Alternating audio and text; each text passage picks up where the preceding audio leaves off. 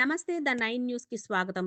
ప్రముఖ సినీ నటుడు, నిర్మాత ఆర్ నారాయణమూర్తి స్నేహ చిత్ర బ్యానర్ పై నిర్మించిన యూనివర్సిటీ పేపర్ లీక్ సినిమా విడుదలైన సందర్భంగా పార్వతీపురం మన్యం జిల్లా సాలూరు లక్ష్మీ థియేటర్లో ప్రేక్షకులు, వైసీపీ నాయకులతో పాటు సినిమా వీక్షించడానికి లక్ష్మీ థియేటర్కు చేరుకున్న మాజీ డిప్యూటీ సీఎం పీడిక రాజన్న దొరతో పాటు సినిమా వీక్షించి సందడి చేసిన ఆర్ నారాయణమూర్తి.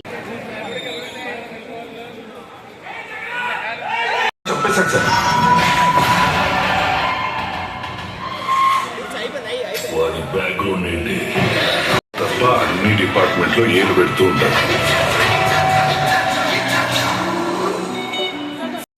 నేను యూనివర్సిటీ పేపర్ లీక్ అనే సినిమా తీశానండి. అది మొత్తం ఎడ్యుకేషన్ సంబంధించిన వ్యాపారం. ఆ సినిమాని సారూరు లక్ష్మీ థియేటర్లో వేసామండి.